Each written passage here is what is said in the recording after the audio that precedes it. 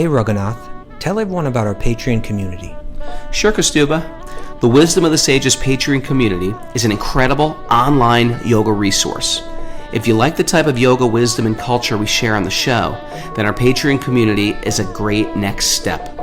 This is a listener-supported podcast, and any level of sponsorship will unlock a wide range of live and archived classes, talks, and even workshops. Raghunath teaches, I teach, and we have a host of other excellent teachers on topics ranging from yoga philosophy, asana classes, storytelling, Ayurveda, kirtan, cooking, meditation, and a lot more. We even have an incredible online Bhakti 12-step recovery group. So if you want to check it out, go to patreon.com/wisdom of the sages. All right, let's get it on. Om Namo Bhagavate Vasudevaya. Om Namo Bhagavate Vasudevaya. Om Namo Bhagavate Vasudevaya.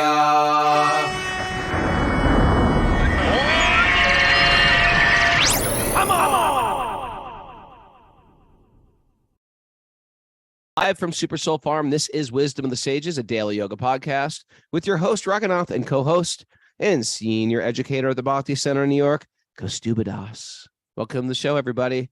Welcome to Sleeping Sunday. I hope you got a little extra hour to sleep in. Our loyal Zoom people who show up on the regular, waking up early. Some of you guys are Californians. You guys wake up super early just to do the show during the week. We do the show every week at 6 a.m. If you're listening to this on Facebook, it's a daily study of the Srimad Bhagavatam. They say it's the cream of the crop of all Vedic literature because it speaks about how to practically connect ourselves with our source. And it's 18,000 verses of transformational info. They call it the history of the universe. And it's strangely enough, it's very, very relevant in this modern day. Good morning, Mr. Kastuba. I'm here live with Miss Mara, who's spinning the dials, and young Tommy Fawcett. How are you, Kastuba? I'm good. We're doing a Q&A day today. Yeah. We're doing another Q&A day, and I think we might even unmute some people, perhaps, maybe. I don't know. Any announcements? Any announcements? I don't know. You check in with Mara for that. Miss Mara. Good morning. We have a Bhakti Recovery Group meeting at 9:30 today, and there's the Urban Devi Sangha today through the Bhakti Center at 11 a.m. with our friend Danya Rico. So you go to bhakticenter.org to find that, ladies. Yep. Good. While you're on bhakticenter.org, sign up for our almost sold out retreat in New York City. It's over the Jagannath weekend, the Jagannath Rath Yatra weekend. That is June 9th, 10th, and 11th. Hang out with me, Kastuba, and Miss Mara at the Bhakti Center. Looking forward to that. Chanting kirtan stories. And all that. On all that. A special weekend. Looking forward to it. Okay. Okay, you ready, Rogan? We got questions. We'll get right I'm into always it. ready. That's how I'm always ready. Do you want me to read By the this? way, Kastuba. What? What? Okay, we're all sitting around, me and the kids, Miss Mara, young Tommy Fawcett. We're all watching Shrek 2 yesterday. Okay. So we wound down. We were going to do puja and kirtan. Instead, we watched Shrek 2. Very funny movie, by the way. I get this text message from a person that you and I know very well. I'm not going to say any names. Okay. But he's like, remind me to tell you how I was abducted by an alien when I was 17. Now, sometimes, sometimes when you hear anybody say I was abducted, listen. Okay. Sometimes when you hear anybody say I was abducted by an alien, we start to check their credibility. Like, this is a person. I'm not going to tell you who it is. All right. We find them credible. Ever? They're on my phone. Like, they've texted me. They have my phone number. They probably have your phone number, and they've actually had a speaking role on our podcast before. Okay. Very credible. So I'm going to call him today, hear his whole story. And if people want, we'll bring him on the show to tell that story. But he says, I want you to know how it affected and changed my life. Okay. Yep. And he's an initiated devotee. Any, You're any thinking idea? that like that somehow idea? that credential Well, I'm is just like saying. particularly impressive. Well, he is Versus- impressive. You Yeah. you know him and you like him. Okay, that's You're gonna another be, thing. and you're going to be but shocked. You're going to be saying shocked. because this person is initiated devotee, therefore the story about alien abduction is true. Listen, it's not, I I'm don't- just saying it's not just some random person you read in the newspaper, you heard on the street, some guy you're walking down the street, abducted me like aliens. It's a friend of ours. Well, I told you yesterday that there was a devotee that got abducted by aliens. I know, but already just told because you he's a devotee doesn't mean anything. He could be a lunatic devotee. There Well, are then why were you just those telling out me there. like, oh, he's initiated, like that was a big deal or something? Meaning he's like on this path, he's serious about it, but he's also a brother. He's Okay. just one of our brothers. Yeah.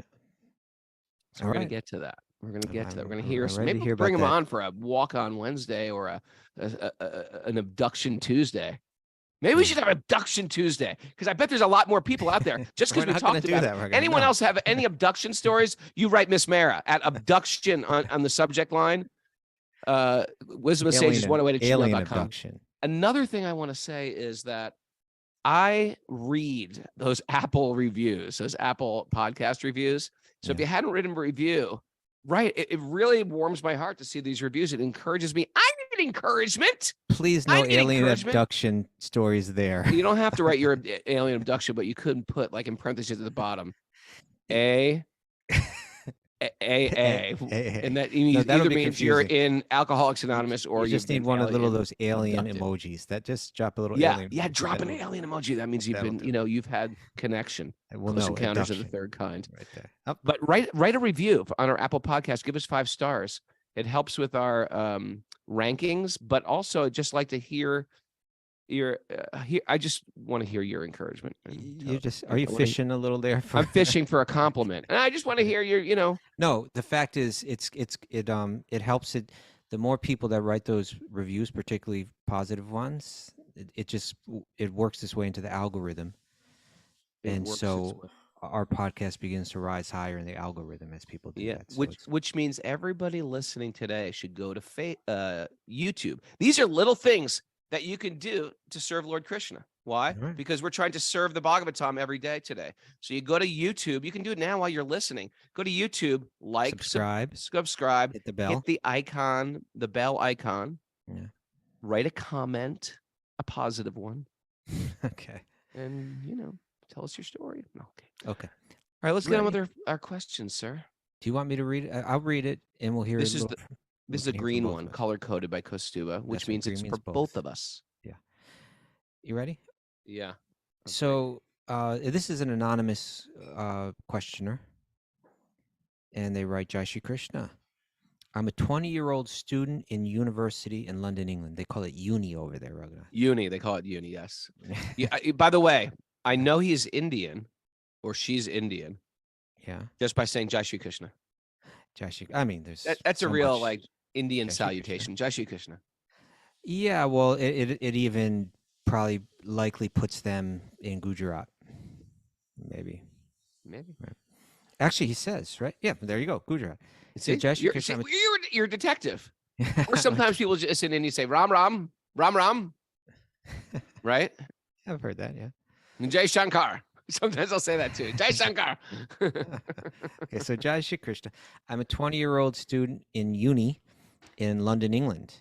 I follow the Swami Narayana Sampradaya, Okay. especially Bhuj Mandir in Gujarat. They have a big place. Swami Narayan's people have a big place in Gujarat. We believe in Krishna as the supreme too. Like we also see Krishna as supreme, and thus my beliefs and dharma are almost aligned with the Hare Krishna movement. This question relates to the fact that in my life, everything is set up for me to become a religious person. I come from a religious family who is involved in the temple and are leaders in the community. Okay? Such an undented can, But something is stopping me. Mm-hmm. I think it is the fact that I don't truly 100% believe in Bhagavan, believe in Krishna as God. And maybe I need him to be right in front of me to make these changes in my life. There's something that this person wants to change in life, but they don't feel they don't have the willpower to do it. Impetus. And they're saying that maybe I need Bhagavan to be right in front of me in order to have that belief, It's a in nice order to make these desire. changes in my Krishna, life, please be in front of me. in order to make these changes in my life. But I know that that'll never happen. Mm. Now, because of this issue, I struggle in stopping certain things. Now we're going to hear what those things are, right? Get ready. I'm a vegetarian and I don't drink alcohol, but specifically stopping onion and garlic consumption and eating outside food is so difficult. By outside food, they mean food that's not prepared by a devotee or a Brahmin. Yeah. It's amazing that that's his big struggle. We were talking about that yesterday, right? Like, that's your struggle in life. You can't eat. You have to eat onions and garlic. You have to eat outside food. It's pretty impressive if that's his hill he's got to climb. Okay, well, we're almost done with the question. Okay. So now, because of this issue, because I lack this willpower, my faith in God is not strong enough to give these things up. Because of that, I'm a vegetarian. I don't drink alcohol, but stopping onion and garlic consumption and eating outside food is so difficult, as it's convenient when I'm out with friends to just eat the vegetarian option. How do I overcome this? How do I make the changes I need to make in my life? How do I gain that 100% belief in Bhagavan? Any help is appreciated. Thoughts? Pretty good. First of all, I'm just impressed with, like, that's his struggle. He doesn't want to eat outside food. We're talking about a guy of very high consciousness. He's already, like, plugged so many holes that most of us struggle with in the material world, especially coming from the West. He's got some special samskara, being born in these, like, strict family where he's like, and born right into a spiritual path, right into the current. We were blessed to be dented, and that was our blessing. We were born not in a Vedic culture, not following Dharma, not really even understanding Dharma. And in that dentedness, we were left to desperately search for it, or maybe even die desperately, or lose our minds, or go crazy, or so there is something, right? Don't laugh at me. That we would even die? Is that what you're saying? Oh, so, yeah, well, something. Yeah, I mean, if you get into addiction or drugs or whatever it is, okay, or just be sad, deeply sad. So we have, like, this burning fire. Must find God. Must find truth. Must find, and it's something when you have to dig for it deeper out of desperation. There's a little bit more fire, I think, than when you're born into it. Sometimes it's sort of like handed to you, and you're like, oh, that's pretty good. Sometimes you can take it for granted. You got all those good samskaras, like you've been worshiping the deity since your childhood. Maybe your parents took you to holy places. Maybe your parents sang bhajans with you, and you've been offering incense. I mean, my little daughter's been offering incense because she was a baby. She didn't understand, like, how much we've, like, curated her life to experience Krishna. But sometimes you get to this point where it's so next to you, you can take it for granted. So it seems like our anonymous friend is sort of like, he needs a bigger sun. He needs some burning thing. And it happens for everyone when we just take that step more and more towards Krishna. And then after a while, we just want to please Krishna. And therefore, eating outside, say, we're thinking, well, why will I want to eat this? Krishna didn't eat this. We get so attracted to Krishna. Here's what I can say for him or her. I think it's a him, though, for some reason. I think everybody, and this is probably the most transformational thing you can do, without any time limit. You don't have to finish this in any time. You get those japa malas, okay, and you sit in peace, and you call Krishna, Radha and Krishna, into your heart and into your life. Please come into my life. Just by chanting the Hare Krishna Mahamantra, Hare Krishna, Krishna Krishna, Hare Hare, Hare Rama, Rama Rama, Hare Hare. You don't have to do this in 5 minutes or 10 minutes, or it could take you an hour to do that one round of beads 108 times, and sit there, and with each mantra, call Radha and Krishna into your life, and then just watch Radha and Krishna steer you. That, it sounds simple. It is simple. It's quite simple. But then all of a sudden, these other things will manifest, and you'll be like, okay, how do I deal with this? But it will be a directive force. And that mantra is going to be the fuel that fuels the vehicle and makes you move forward. And initially, you're not going to even have to think about giving those up, because you're just going to want to see, how can I please Krishna? And you're going to want to, you're going to only want to eat Krishna Prasad. That's my answer. Okay. You want to add on to that? Well, Raghunath, what I'm feeling in this question is under an underlying sense of guilt, right? Like I feel like I'm a bad person because I'm not following these certain regulations. But when I read this, I said, actually, this is how when we approach these spiritual teachings, we have. You see, this is the kind of the difference between religion and spirituality. Here, that's what I was feeling playing out here. Right. Okay. That because almost this, and I want to say, as you do, I appreciate this person's sincerity and everything like that. But when I read this question, I almost felt like everything was upside down in this question. In other words, the question was, I need to develop 100% faith and shelter in Bhagavan so that I can give up eating onions and garlic. Yeah. But really, the reason that you give up eating onions and garlic is because it plays a role in your being able better to have complete faith or perception of Bhagavan. It's sort of like our question yesterday about faith and you need like this is done in small increments, and then all of a sudden you get some reciprocation and you move forward. But hold on. I just want what I want to highlight first. I agree with you there, but what I really want to highlight is, you see, it's almost backwards, the thinking here. In other words, there's a sense of guilt. Oh, I'm not one of the good religious followers, and I feel bad. If only I had full faith in God, then I would be able to be a good religious follower. The reason why you follow is to develop that faith. In other words, this is one thing that they wrote. They said, something is stopping me from being able to follow like this. And I think it's the fact that I don't truly 100% believe in Bhagavan, and maybe I need him to be right in front of me to make these changes in my life, but I know that'll never happen. No, the fact is that he is right in front of you 100%. He's there all the time. And the reason that we make these changes in our life is to help us better perceive that he's right in front of you all the time. So there's no need for guilt. You see, I feel like there's a question of like morality here, but this isn't a question of morality. It's not a moral question. This is a practical question. It's like, why do yogis refrain from eating garlic and onions? It's because they know that it has a subtle kind of effect on our moods. It has a subtle effect on our mind. It's almost like it's like psychoactive, in the sense that this is what the yogis believe, right? That these foods, they affect our awareness, they affect our moods, they affect our thoughts, our feelings, and they can affect our behavior. And honestly, it's not like it's somewhat subtle, but because the yogis are so determined to gain control of the mind, they're taking every advantage that they can take.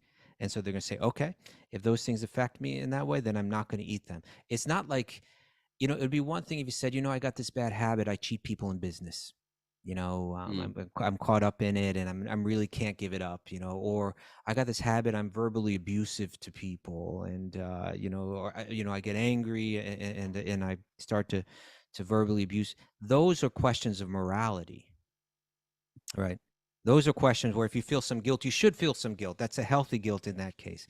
It's not immoral to eat onions and garlic. That's not the question. It's just a question of, as a yogi, do these things subtly affect my moods and my thoughts and so on? And if they do, and if that's unfavorable for gaining the kind of control of my mind and my moods and so on that I want to, then I'll refrain from eating them. So don't be tortured by guilt over this. That's not what this is about, right? Think of it less from a religious perspective, like, here are the rules that my religion sets out, and if I don't follow them, I'm sinful. Think of it more as like a scientist, right? That when I add this ingredient, there's this effect, right? And so therefore, I'm more carefully choosing the ingredients that I put into my body because of the effect that they have on my mind, because I want my mind to flow free. I want my mind to be free of tamas and free of rajas. I want my mind to become very sattvic, clear, lucid, to help my concentration and my focus on God, so that I can perceive that God's here with me all the time. That's why you don't. And the more that you think about it in those terms and conceive of it in those terms, the more you're going to be inclined to follow it, right? If you're just told don't do it because it's sinful, well, then there's the only reason for you not to do it is because it's sinful. But if you understand the real purpose behind it, that it's because of how it affects my awareness, then you're going to be like, oh, I get it. You'll be more tuned to how it does affect your awareness. And when you feel that, you're going to be like, oh, you know what? I don't want this effect. Let me refrain from eating these things. You'll have a real reason to do it rather than just guilt or the idea of sin or something like that. You know, I like that. That's what I was That was a thinking. good answer. Good ears too, Raghunath. So let's flip this right side up. You know, that's the point. It's a little upside down right now. I need full faith in God, so I don't eat onions. No, I refrain from eating onions because I want to have my consciousness more attuned to clear sattvic thought, which can be focused on God, like a yogi. That's it. Okay. Interesting, though, right? It is very interesting. Yeah. Okay. We're looking for God to like show up and do like a tap dance on our desk or something like that, and then I'll believe. But actually, there's magic happening all the time, and we just got to tune into that magic. There's Krishna miracles happening around us. When they do happen, write them down because we tend to forget as well. Okay. All right. Ready? Oh, you got a question for me now, I think. Krishna tap dance on my desk. All right, this is a simple one. It's from Anonymous. You might know them via email. 5 from okay. What's the relationship / comparison between vijnana and bhakti? Aren't they sort of one in the same? Good question. So, okay, vijnana and bhakti. So there's a term, you know, this gnana means. I know that you're reading the chalkboard right now, but no, I I'm asked not, you the question. sir. I'm just reading the next question. Okay. But gnana means. You were talking to me. Gnana is knowledge. Vijnana is realized knowledge. Yeah. The Sanskrit prefix v, right? Vi. Almost like very, isn't it? Yeah, it's an intensifier. It enhances it. It makes it, so like if gnana means knowledge, then you could say vijnana means like to really know, right? Like if gnana means to know, then vijnana means like to really know. Realized knowledge, wisdom. Sometimes it's like gnana is translated as knowledge, and vijnana is like realized knowledge or realization or wisdom, right?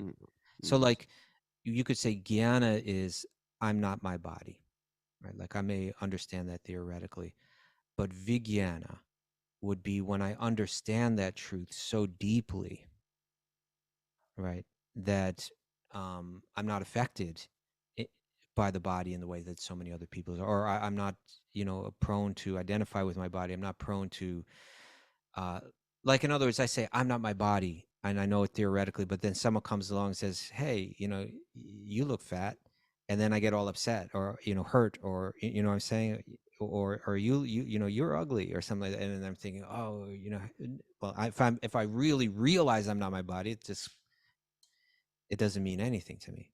Why? But if I Do you identify think I'm with fat? the body. Do you think I'm fat? See, it's not always I'm just about curious between you and I. Do you think I'm fat? I think you're fat in the good way that Indians say it. Oh, you're looking very fat.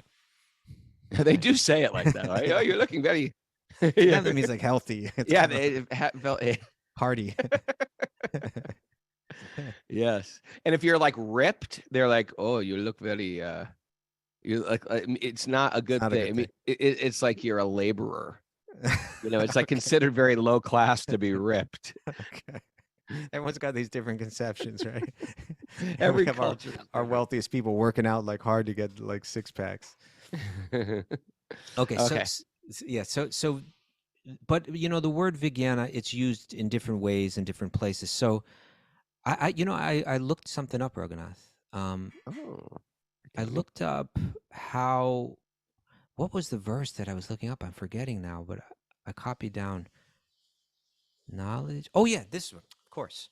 This is from the 18th chapter of Bhagavad Gita, where there's the description of the Brahmanas, the qualities of the Brahmanas. And it mentions gnana, vijnana, astikyam, right? Like they have Dhamma knowledge. dhamma tapasocham, Continue. jnana vijnana astikyam. Gnana, vijnana, astikyam. So gnana and vijnana, they have knowledge and they have realized knowledge, or they have knowledge and they have wisdom. I think Srila Prabhupada translates vijnana as wisdom there. Yeah. And then I went into the commentaries by different acharyas from different Vaishnava lineages. Look at you. To see how they compared the two, knowledge and gnana and vijnana, knowledge and realization. Okay, let's hear. You're like a spiritual detective and a spiritual archaeologist. It's scoping out. So Sri Keshava Kashmiri. This is Keshava Kashmiri from the Chaitanya Charitamrita from the Kumara Sampradaya. Okay. You're impressed, right? I am. What does Keshava Kashmiri have to say about this? So he says knowledge of what is real. Knowledge, when he's saying in this verse, when it speaks of knowledge, it's knowledge of what is real and what is illusory, right? I know it's real. I know it's illusion. When it speaks of realization, it says realization of the essence of the Vedic scriptures by understanding the actual non-contradictory conclusions of the seemingly contradictory anomalies in various Vedic scriptures. This is, I'll read this again, but this is really cool, right? He's saying, what's the difference between gnana and vijnana? What's the difference between knowing something theoretically and really knowing something?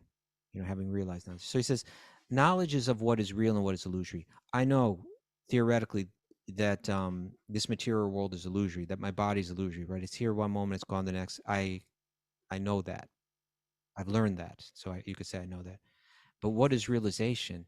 This is what a realized person can do, right? Person that really understands. Realization of the essence of the Vedic scriptures, knowing the essence of them. Not just memorizing them, not just knowing them academically, but understanding their essence by understanding the actual non-contradictory conclusions of the seemingly contradictory anomalies in the various Vedic scriptures. Now you really know something. Like it seems like it's saying one thing here and saying another thing there. When I really know it, I see how they're both not contradictory. Right? You ever meet like really learned people and people are throwing these kind of questions, they can always kind of like help you figure it out, right? They really understand it. Right? Yep. Now Sridhar Swami of the Rudra Sampradaya. Right. So these are not ancient, but saints from history's past. Many centuries back. Yeah, yeah. Keshava Kashmiri was about 500 years ago. Sridhar Swami, I'm not sure. I think he's like 1,200 years ago or something. I'm not sure actually when Sridhar Swami was, but he writes, knowledge is understanding the Vedic scriptures. Realization is experience direct cognition. Interesting, right? Mm-hmm. Now Ramanuja, who was 1,000 years ago, he says gnana is knowledge about the real nature of the higher and lower truths. Vijnana is the knowledge pertaining to exceptional attributes belonging to the supreme reality. Interesting. The exceptional attributes. And you see this, so when we get back to the original question, what's the relationship comparison between vijnana and bhakti? Are they sort of one and the same?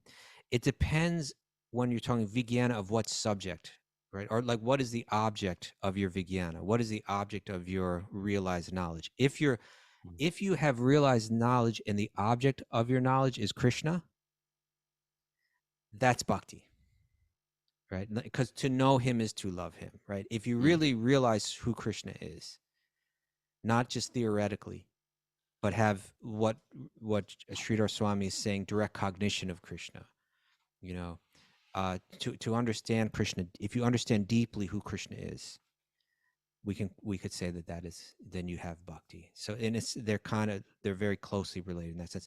But you could have vijnana of other things. And that's not exactly bhakti. For instance, we mentioned earlier, there's knowledge that I'm not my body. And then there's vijnana that I'm not my body, where I have deep realization, deeper experience of it. I'm walking around in my body, aware that this is just a vehicle I'm moving around in. And that the depth of that knowledge is informing my awareness and how I respond and so on. Someone can have that without having bhakti.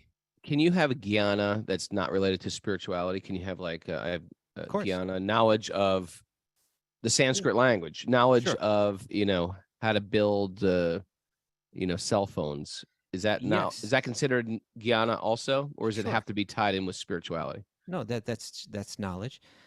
But when Krishna defines gnana in Bhagavad Gita, he says it means understanding three topics: Oh. understanding the self, understanding the Paramatma, and understanding. He says the body, but we could expand that to mean like the material elements of the material world. Prakriti. Yeah, Prakriti. If you understand those three topics in the relation to each other, then Krishna says that is knowledge, right? But again, that's just could be theoretical. Vijnana means I have deep realization of it. But again, I could have deep realization that I'm not my body. Even that is spiritual vijnana, but it's not vijnana of Krishna. So I still may not know my source. I still may not have developed love for that source. So we want vijnana is the way that I'm aware that different Vedantins and different yogis you will use that term in different ways, vijnana. But the ways that we've commonly come across this in our lineage is it's kind of like that deeper realization of these truths. And then there's the special vijnana, which means knowledge of Krishna, knowing Krishna. There's a verse in Bhagavad Gita that I was thinking of in relation to this, Raghunath. Tell me. If I can pull it up. I think it's 4:12. If I can try to pull it up quickly. Should have been prepared for this one. Let's see. It is the verse for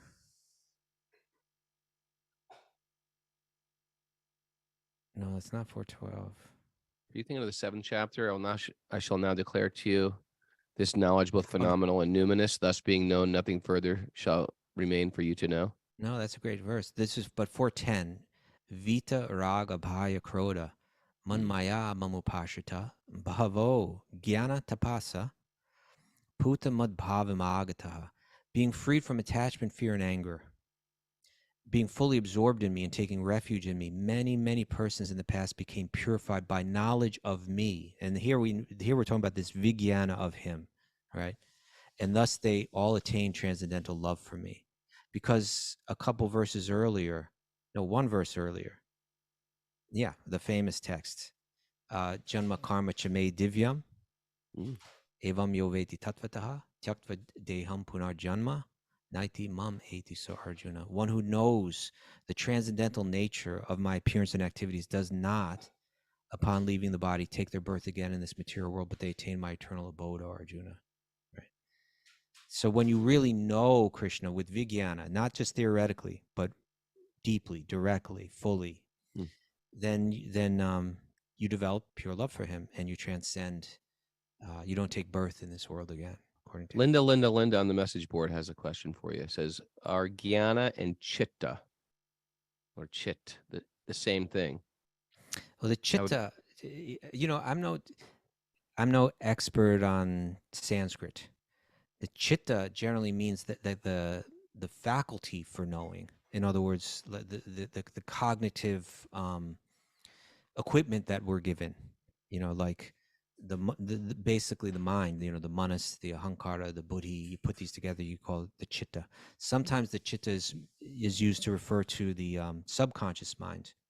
So they're different. Like Bhagavad Gita and Yoga Sutras, when they speak of chitta, they're speaking of like all the equipment of the mind, manas, ahankara, buddhi, as well as the subconscious mind.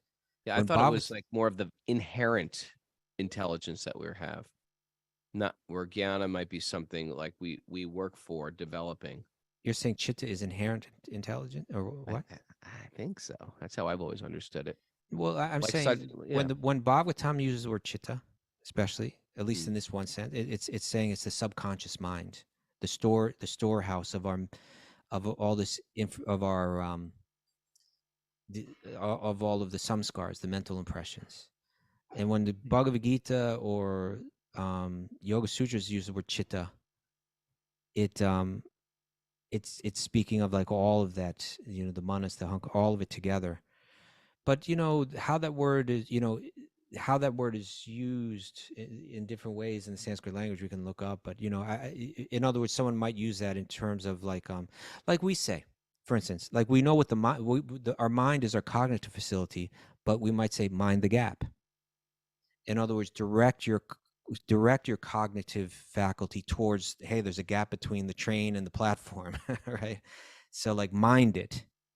So Sanskrit may also do that, where it has this word chitta, which is referring to your cognitive facility, but then you apply it to something as well. Do they say that in New York now? Mind the gap? No, that's a London thing. It's a London thing. Yeah, I thought maybe you guys co-opted it. But we will say, hey, mind your business. Mind your own business. Yeah, or something I guess like we that. do say that. Yeah, put your cognitive facility on your own business, not on mine, right? Yes. All right, okay. Let's continue on, sir. That was Okay. good. Would you like me to read the next one? Sure. This is from Bhagavatam. Bhagavatam. Yeah. Bhagavatam.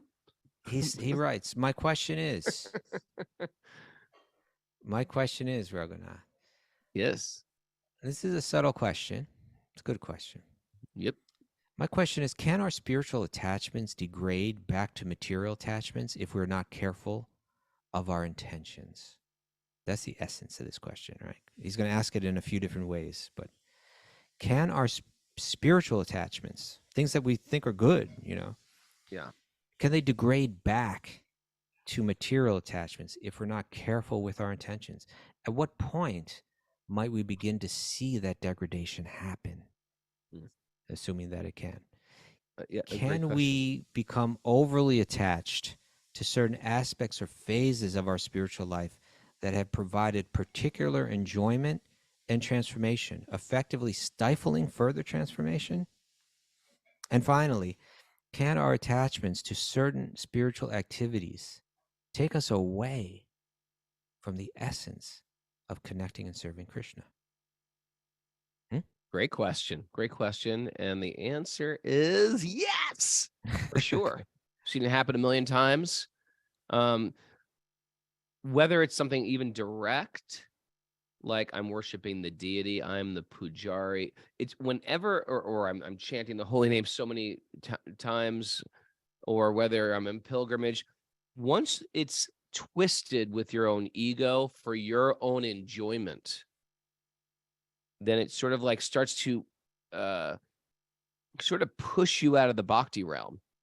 When it's done as a service without that ego, then it's more spiritual. So if it's actually spiritual, you don't have anything to worry about. But once the ego gets blended in or interwoven with it, then it becomes problematic. We can be proud of our enunciation. We can be proud of ourselves as the head priest. We can be proud of ourselves in our education in the Sanskrit language or as a pundit. It's not spiritual whatsoever. Being a great theologian or academia, it's not necessarily spiritual. It can be if it's actually done without that ego. That's like the simple answer. I had a concept of spirituality when I moved into an ashram. And then it seemed like the devotees and the universe were saying, hey, Raghu, you were like, a junior celebrity. Why don't you use that celebrityness to serve Krishna? And I know, well, when I was in a band, it was filled with ego, and it was like it triggered me. There was more opportunities for sense gratification, and why would you encourage me to do that? And and having a big ego caused me lots of pain, and so I want to do something like really meek and humble. And I brought it to so many people. I remember John Arani told me once, the famous artist. I said, why people want me to do music again? Music is the very thing I escaped. I tend to lean into like arrogance and self-centeredness and ego, and it hurt me so much. Why would I go to do that again? And she said, even the pot washer can get very arrogant and think, I'm so humble. Look at me. I'm doing the lowest service no one would want to do. So whenever we do anything with that ego, it contaminates our pure offering. And part of my ego was to step into a bigger position, a louder position, a more public position. And that was overcoming my ego, because there was some relief in not dealing with it.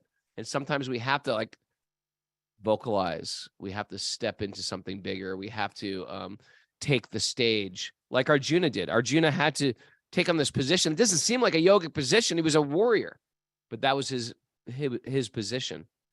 So yeah, once we do anything for an ego, even if it's renunciation or playing small, that can be the ego. Yeah, no question.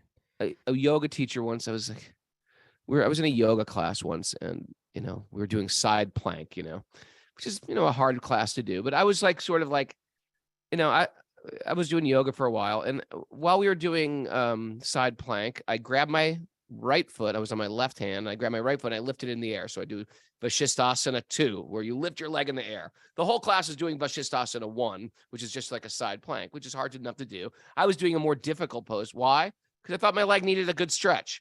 So the yoga teacher came up to me and said, in a very spiritual way, Condescending spiritual way. Condescending spiritual way. He said, do less. I was like, oh my God, you're like the freaking Buddha. I was like, why do less? It's not do less or do more. It's do it without ego. I wasn't doing it without ego. I wasn't doing it with the ego to impress people. I understand that. You can do a handstand not to impress somebody in class. You can just do it because you feel like my body needs that. It's my own signature practice after all, isn't it? Get off my back.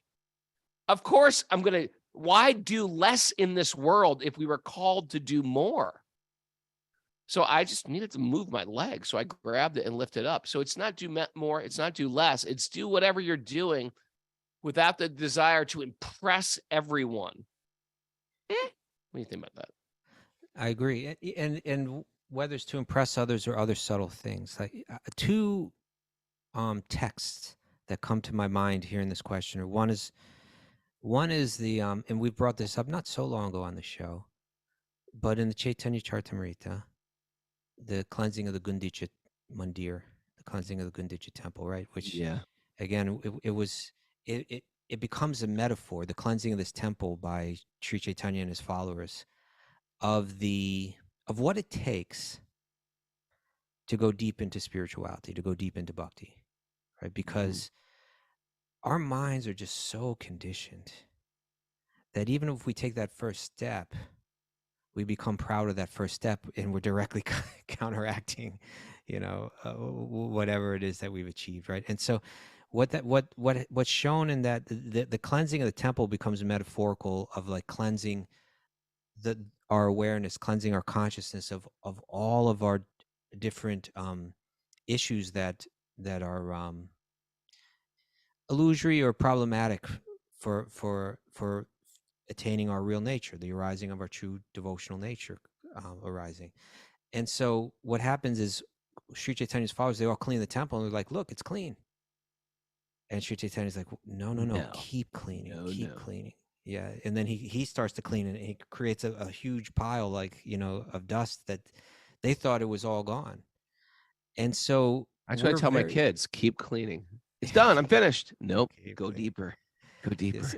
And so we need to, so that chapter and particularly the commentary by Srila Bhaktisiddhanta Saraswati Thakur on that verse, where he goes into depths describing the subtle things. We clear out, hey, I'm not eating onion and garlic anymore, or hey, I'm not eating meat anymore, or hey, I rise early every day, or hey, I chant 16 rounds every day, or hey, I go to the temple and I do this. Those are surface things. They're meant to serve a deeper purpose.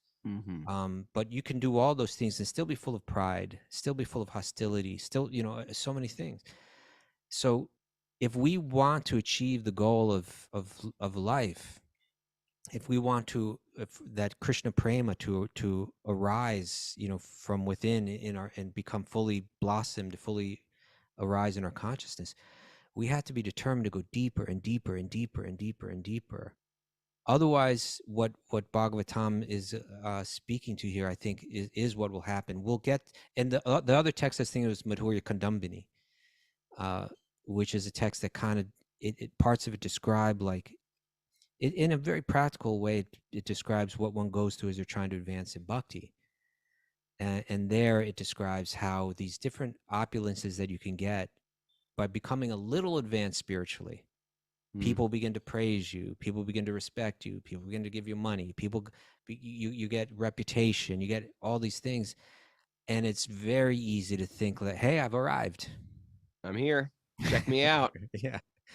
And then that becomes then you're stuck. And I've shared in the past this story. It's a great story to read. Leo Tolstoy's book Father Sergius, where he was more determined than the other Christian priests that he was involved with. They were all hypocritical. He was going deeper, but then he still had to go deeper. And when he went a little bit deeper, everyone began to see him as a saint. And that type of praise and reputation, it eroded the intensity of his determination to achieve that goal. And it talks about what he goes through and all that. So no question, Tom, that this is the case. In order to go deeper and deeper, we need to have those examples of people that are deeper and deeper, and we need to realize I'm still not there. I'm still not there, and we got to push it further, push it further. Keep cleaning. Imagine during the podcast if I just go to you and say, "What? Say less. Say less, Kostuba. You say less. You say less." Well, if we both start saying less, no one's going to listen to this podcast. Do less. Prepare less. Just less. Stop striving. It's not about striving. He asked, at what point might we begin to see that degradation happen? That's a good point. I think it becomes really actually, maybe it doesn't become obvious. Maybe everyone else sees it in you. Yeah. But it becomes painful, I think. It becomes painful. I'm not getting the respect I deserve. Generally, I think when a person loses their cool and anger. Yeah. When anger, right? Sometimes people, they're not situated in their spiritual position properly. Maybe they're a renunciate and they shouldn't be. And they get, they get a little angry. They get a little frustrated because they're not peaceful with where they're at in life. And it will manifest. I'm looking for respect. I'm looking for honor. Why aren't people noticing how bad I want to notice? And it comes out in frustration. You know, famous story about the Swami that yelled at me. I don't know that one. Yeah, come on, you know the story. We were at Govardhan Hill. He was a Swami, but he was like, I think he was struggling to be a Swami. And I'm not saying he wasn't sincere, but sometimes in a very young age, they I'm going to be a Swami. And for some reason or other, you know, this is too much for me. And I think it was right before he left. And I think he was very frustrated. He was like angry. And it was, we were all sitting. Well, no, but he was, I'm just saying he was angry. So anyway, we were in a bus, like a mini bus, and my back was facing an open window. And we were driving back from Govardhan Hill, and it was holy. So they had big jugs of water, and they had a measuring cup. And every time car would go by, they throw cups of water at the bus or the cars going by. And the Swami stood up, and I was leaning against an open window. The Swami stood up and he goes, "They're still celebrating Holi here. Close the window immediately." As soon as he said it, I turned and went towards the window, but it was too late. The bus had been driving straight, and instead of a cup of water, they threw the entire bucket of pink water through the window. And I tell you, it was like a dream. I just witnessed pink water flying through the window, missing my face, missing everybody on the bus except the Swami. And it landed all over the Swami. And he just screamed at me,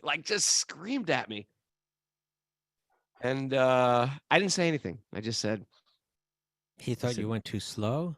No, he said, "Why didn't you shut the window? I told you 3 times to shut that window." And I was like thinking to myself, you only told me once, but I'm not going to say anything. You told me once and I did it and it was too late. Yeah.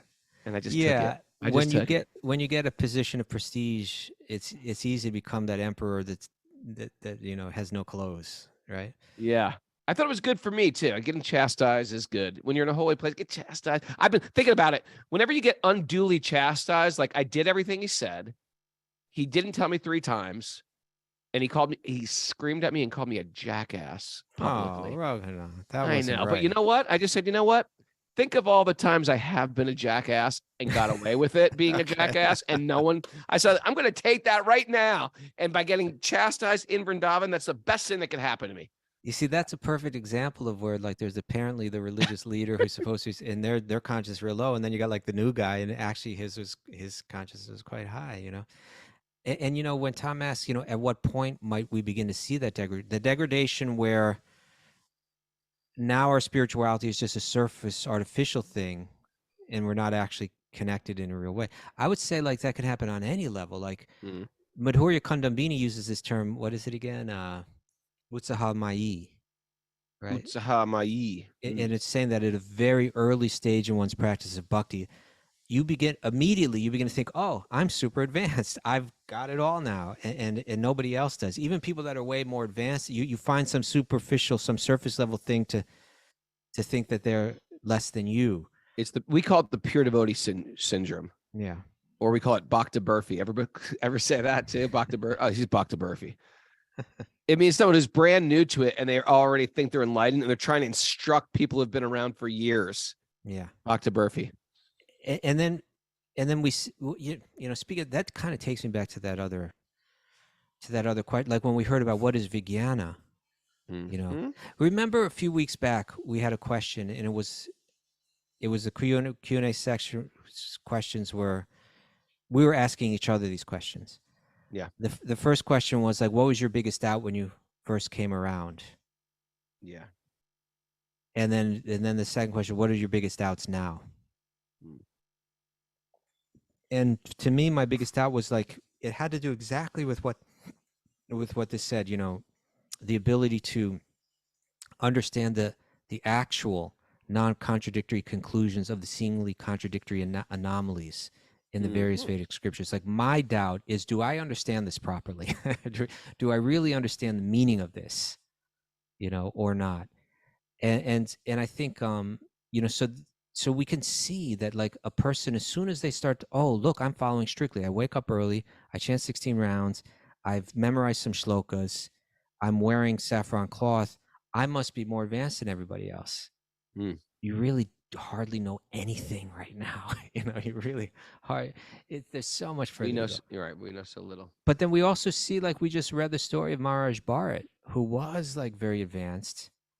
And even out of his Vaishnava compassion for this deer, it got sidetracked. You know, so he was on the cusp of prema bhakti, and he and he got exactly what Bhagavatam is speaking about here. He uses the term degraded, whatever you want to call it, but he got off course. So it can happen at the beginning, the middle, the end, towards the end. You know, at any point. Practically this could happen. Nice. Oh man, it's 8:56. I think we're done. I think, I don't think we have enough time for the last question. I think that's it. It's going to be a beautiful Sunday today. Remember, Kostu, whatever you got planned today, do less. Do less. If you really want to be spiritual, just don't do anything. What about that time where you were teaching the class and one of the students out in California said to you, could you turn down your energy a little bit? Oh my God! Do you know this one, Mara? Yeah. You do? I was subbing for Sean Korn, who's like a very, very big yoga teacher, famous teacher. Yeah. And you know the way I do. I show up in class. Okay, everybody, get blah, blah, blah, blah, you know. And by the way, it's very difficult to sub for a big teacher because you know, everybody's expecting that teacher, and they're like, "Hi, I'm the teacher today." They're like, "Oh man, Sean's not here. I'm out of here," and they just like walk right. It's humiliating. So the people that did stay for my class, I, you know how I teach. I'm a little loud. I'm a little funny. I'm a little okay, everybody. You know, I'm not gentle, and so someone in the back of the room goes, "Can you soften your voice a little? It's ruining the entire energy of the class." I thought they said, could you turn down your energy or something like that? It was something like that. It was like, You know how difficult, I mean, that was a hard one to recover from, being up in front of whatever, another, popular yoga teacher's people. It was a very difficult one to recover from, but I bounced back. And what did you say? I ignored her. I ignored her. I isolated her. I turned the crowd against her. Oh, there you go. Stuff I learned in being in a band. Anyway.